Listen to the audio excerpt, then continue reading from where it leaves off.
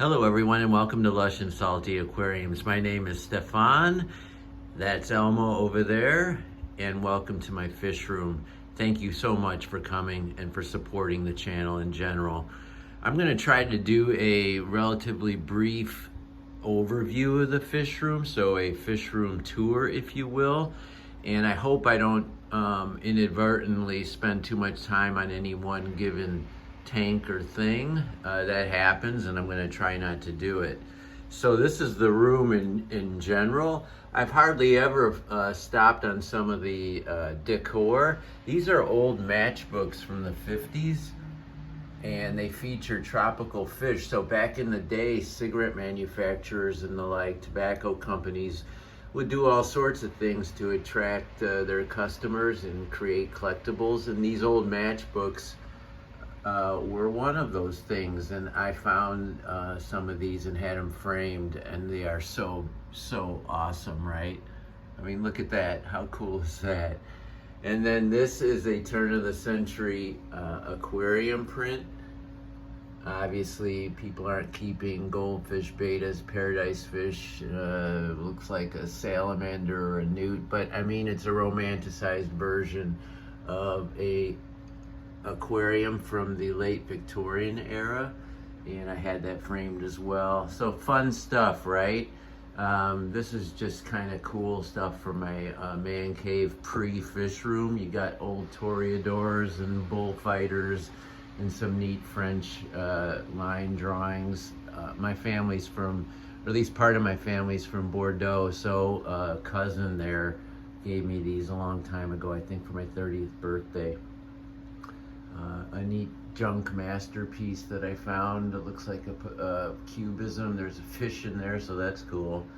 And then down over here is a combination of supplies, vintage aquarium books, and some fun crap from the hobby. I mean, I wouldn't put this stuff in my tank, but we all kind of secretly love it.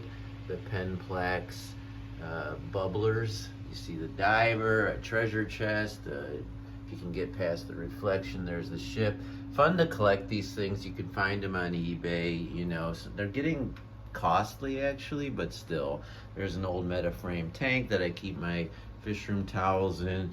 And I love these from the container store, these neat sort of teak wood boxes. I keep my rocks and hardscape down in there, as well as other materials.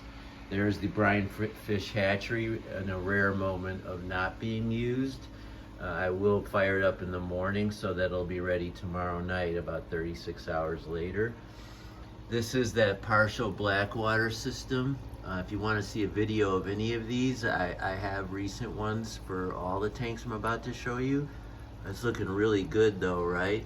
I did do a water change, so the tea stain is at a minimum now, but look at that root structure from the emerged plants. It's so cool, so cool. Those are neon tetras in there, obviously. I've got some Morse code tetras, a much more rare fish with the dots along the side, and then there's also a group of licorice gouramis, and there's one there. Those fish primarily only eat live, and I've only seen them eat live, but fortunately I have lots of live food, and I'll show you some of that in a minute. Obviously there's the brine shrimp when I make it, and they love that. All fish do. There's a great look down at it, like looking down at a bog from the side of a river or something. That's the vibe anyway. And up here is the 32-gallon long Live Bear White Cloud Mountain heavily planted tank. All my tanks are heavily planted, but it almost goes without saying. You see the White Cloud Mountain minnows, the long fin strain, and all kinds of neat live bears. Obviously the iconic black molly. There's some fry, hopefully probably between the red and the black molly, and it could also be from these neat German style swordtails, or from this tuxedo platy. So red and black, your guess is as good as mine of what that red and black fry is right there. Could be any of the parents I just showed you. Love how the plants are growing in this tank. Super happy with it. Any questions about this aquarium or any aquarium I'm showing you, hit me up and I'm happy to respond. I mean, before I leave this, you see how the vallicin area, if you do it, you can get it where the outflow is on your from your system to below the top over the course of the aquarium. It also creates a neat backdrop, so you really don't need to put a back on your tank. You know, a lot of people do that for drama, but you can use plants as I do. So pretty cool, huh? And I just did a video of this tank. This is the 12-gallon long up on my, this stands about as high as my eye level. And I won't dwell on it because it's the video, you know, within a week of this one, I did one on this. So if you want to know more, just search back a couple.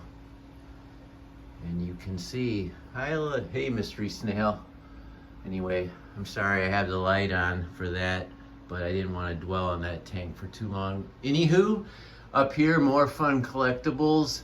There's some more of the pen plaques, the diver down. Now that Jewel Aquariums, I've seen them go for several $1,000s if you can find them. That's a Chicago manufacturer, that neat old aquarium back there.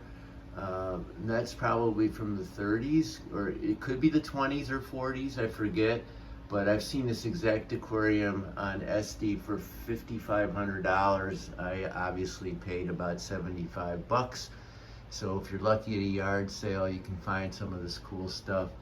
Now this is crap, but look at that packaging. I mean, this is when we used to just cram floss into a hang-on back and call it a filter. That still works in some cases, but you know, I love this packaging. It brings me back to when I was like a tiny kid, like this girl here. Wunderbar. Look at her face. It's so, I call it craptacular, right? It's spectacular and kind of crappy at the same time. Kitsch, all of that good stuff. There's a neat glass aquarium. They call that a battery design because it's about the size and shape of a car battery. Got some neat driftwood and things, more what you would expect in a fish room, and certainly that's awesome. But I've combined it with this fun stuff, even fishing lures. Here's a vintage fishing lure, etc., etc. So we're gonna do a little pan across, and this is the tank I look at when I'm sitting down. It's a 22.5 gallon or ADA 60H. I got this from Aqua Forest, which is an ADA kind of, it's the main United States distributor of ADA stuff. And ironically, when I moved here from San Francisco is when I ordered this tank to be shipped. And when I lived in Marin County near San Francisco, I didn't buy it then. But it's just as well, because I wouldn't have want to schlep this thing across anywhere, frankly. The pothos looks really good coming out of the back. And inside, I did a video on this, I don't know, not too long ago either. And you see the rummy nose rasboras, the SB rasboras. Look at that bronze shimmer on those lamb chopper SB rasboras.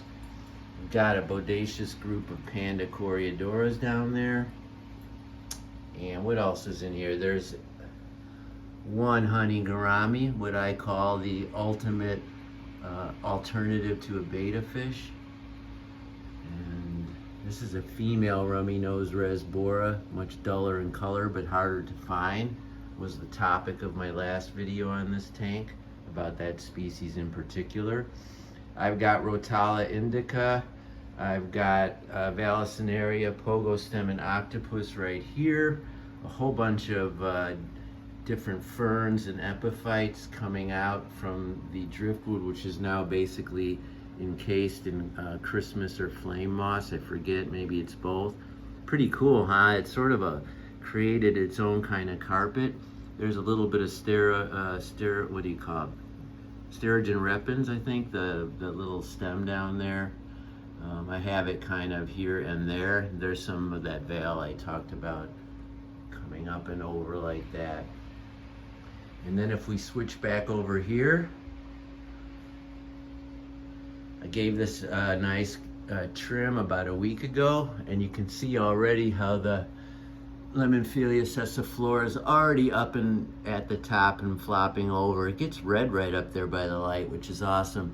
Nowhere near as red as this Atra, this Rotala Atra. I mean, how cool is that? Love this plant. It's a little bit harder to compete with Pogostem and Octopus and Lemonphilia sessiflora, but I do all I can to give it as much room and real estate.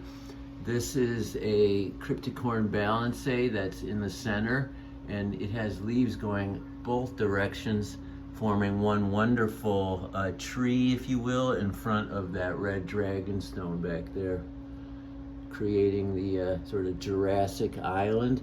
Green neon tetras, Bexford pencilfish, Otocinclus, longfin white Coreodoras, albino. Gold tetras are in here. There's a gorgeous one. And probably a few other things, certainly Neocaridina. Let me find a few of these super cherry, Bloody Mary style. Boom. They love hanging out at the top of the water on that biofilm. There's a group of them there. Don't see the babies too much, but if they are, and when I do, it's generally down in here where they're safe. I think there's one right. There's one right in there. I'm not gonna like destroy this video. There he is. Yay, there's a baby. And then I'm glad I kept the door open so I wouldn't forget. You gotta have storage if you're gonna do a fish room. And most of this is fish stuff. I've labeled clear this is what I do, right? This is what you would probably do if you had, or this is what you do. I've got my fish foods up here, medicines and supplements there, tools here, more of the same, and more. Actually, that's my taxes back there, so nothing changed. What is it saying? Death and taxes and fish room supply closet. Those are three absolute necessities or mandatories in life.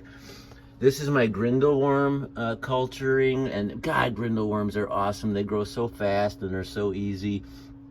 Great for nanofish, and I use them every other day. If I don't harvest every other day, the system will just go haywire. They make babies that fast.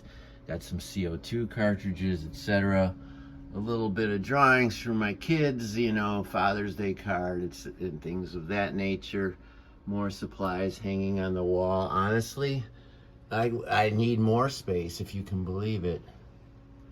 And then lastly, as I caress the super fun wallpaper my wife found me, and there's a Freudian slip. Oh, and we go back over in here. This goes out my fish room into the dining room, and this is where I'm gonna wrap it up as we look at the display tank with the different kinds of rainbow fish, the Millennium rainbow fish, Bosemani rainbow fish, as well as the dwarf neon rainbow fish right there. Got Harlequin rasboras. I've got cardinal tetras, countless bottom feeders, Plecostomus and Coreodoras. I'm not gonna, I mean, if I stop at this tank, this video will go on and on, but because there's so much I can talk about, and I do talk about it, and I'll be sure to make a hero video on this aquarium shortly. But as always, everyone, I appreciate your support.